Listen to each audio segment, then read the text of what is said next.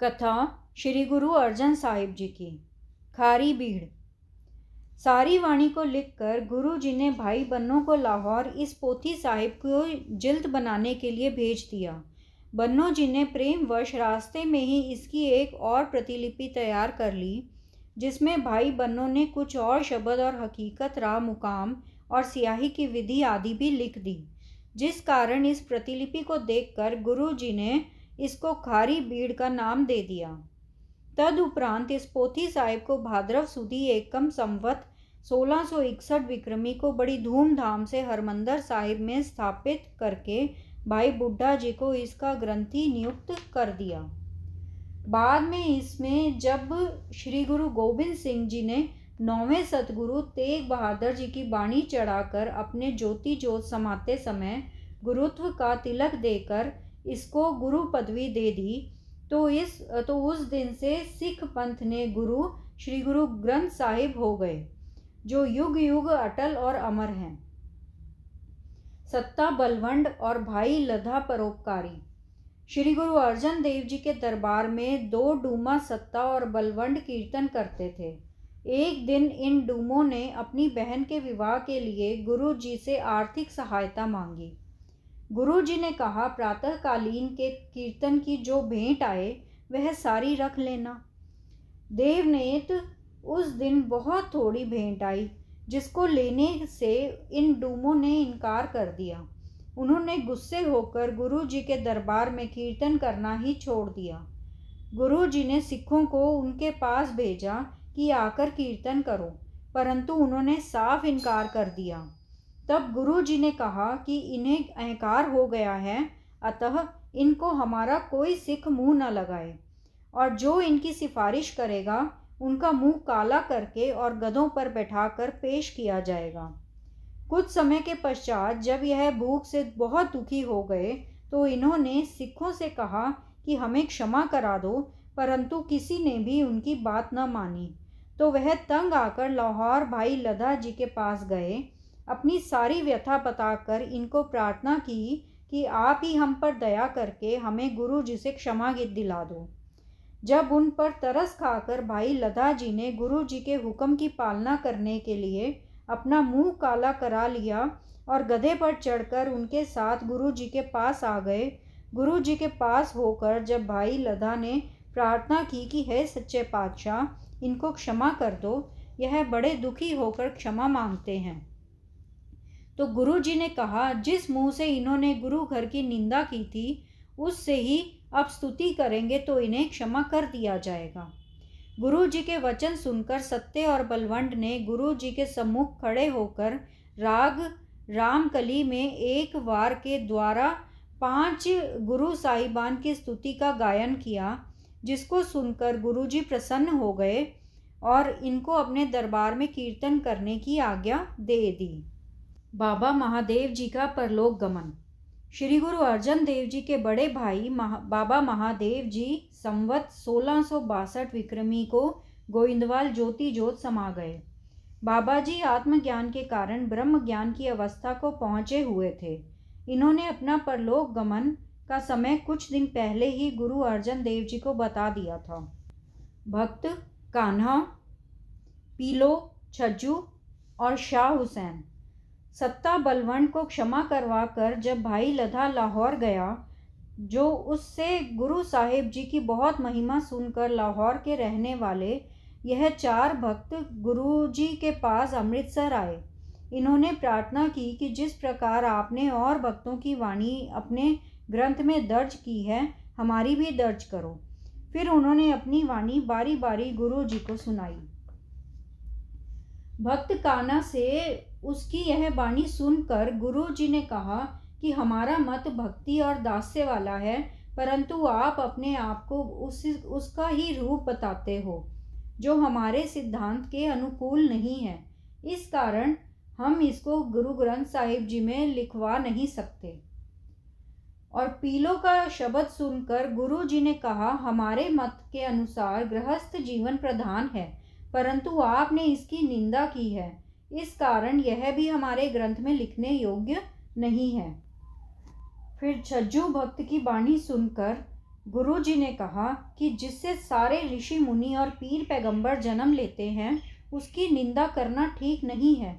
इस कारण आपका विचार भी हमारे सिद्धांत के अनुकूल न होने के कारण ग्रंथ में नहीं लिखा जा सकता।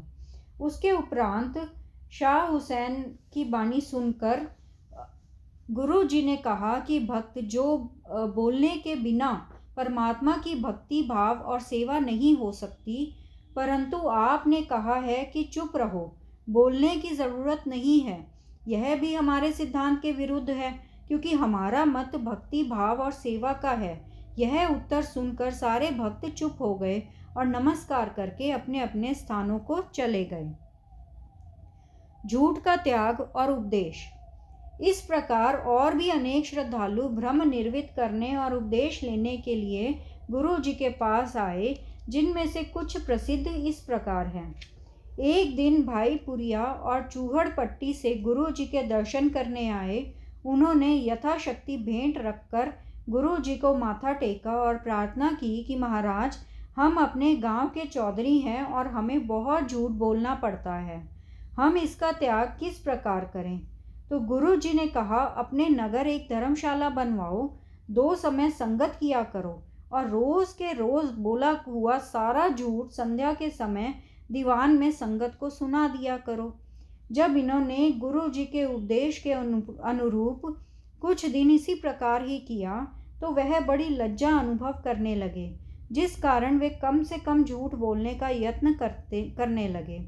इस प्रकार करते करते अंततः उनके झूठ बोलने की आदत बिल्कुल ही जाती रही और वह सच बोलने के आदी हो गए। भाई पैड़ा मोखा, पुण्य दान और सुख प्राप्ति।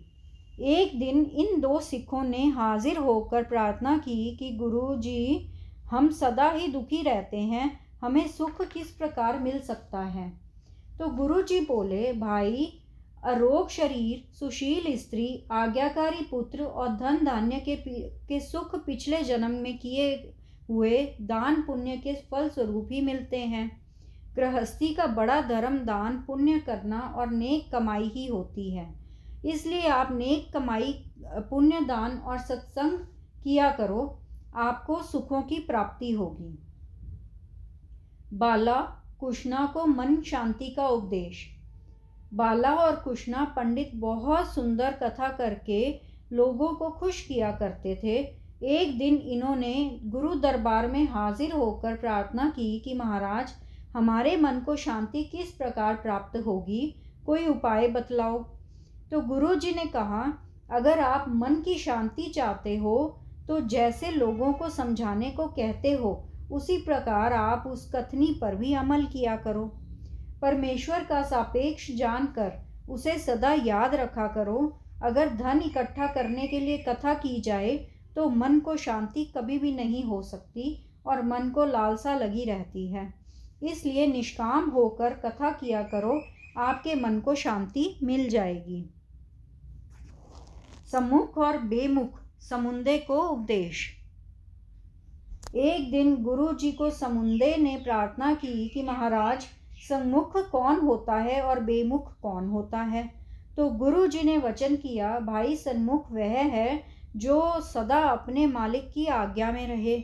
जैसे परमेश्वर ने पुरुष को नाम जपने और स्नान करने के लिए जगत में भेजा है, जो पुरुष इस आज्ञा के पालन में शारीरिक शुद्धता के लिए स्नान करना, मन की शुद्धि के लिए नाम जपना और शारीरिक आरोग्यता के लिए नंगे भूखे को यथाशक्ति दान प्रदान करता है, वह सन्मुख है। ऐसा पुरुष सदा सुखी रहता है। बेमुख वह पुरुष है जो सदा माया के व्यवहार में ही लगा रहता है, अपने मालिक प्रभु की ओर ध्यान नहीं देता और ऐसा पुरुष सदा ही दुखी रहता है। गुरुमुख और मनमुख। एक दिन गुरु जी के पास 3 प्राणी कुला, भुला और भागीरथ मिलकर आए और प्रार्थना की कि हमें मौत से बहुत डर लगता है, हमें जन्म मरण के दुख से बचाओ। तो गुरु जी ने कहा, भाई, आप गुरुमुख बनकर मनमुखों वाले कर्म करने छोड़ दो। उन्होंने कहा कि महाराज, हमें गुरुमुख और मनमुख का निर्णय करके समझाओ कि गुरुमुख और मनमुख के लक्षण क्या होते हैं। तब गुरुजी ने वचन करके कहा कि गुरुमुख के लक्षण इस प्रकार होते हैं कि वह गुरु के वचनों को याद रखता है, जो उस पर नेकी करे उसकी नेकी को याद रखता है, सबकी भलाई सोचता है और चाहता है, किसी के काम में विघ्न नहीं डालता, खोटे कर्मों का त्याग और नेक कर्मों को ग्रहण करता है। गुरु के उपदेश को ग्रहण करके अपने आत्म स्वरूप को जानने वाला और अनेक में एक को देखने वाला होता है। मनमुख के लक्षण कुछ इस प्रकार होते हैं। जो नेकी करे उसकी बुराई करनी, कभी किसी का भला न सोचना, अपनी इच्छा से काम करने, किसी का भला होता देखकर दुखी होना, सबसे ईर्ष्या करनी, सबके बुरे में अपना भला समझना, कथा कीर्तन में ध्यान न देना, गुरु उपदेश ध्यान से न सुनना, पुण्य और स्नान से परहेज करना, उपजीविका के लिए झूठ बोलना। यह निर्णय सुनकर उन्होंने गुरुमुख के लक्षण ग्रहण करने का प्रण कर लिया और गुरु जी को माथा टेककर अपने काम काज में जा लगे। सतनाम सतनाम सतनाम जी, वाहे गुरु जी। सतनाम सतनाम सतनाम जी, वाहे गुरु जी। वाहे गुरु तेरा शुक्र है, शुक्र है, शुक्र है तेरा दात्या, तेरा शुक्र है।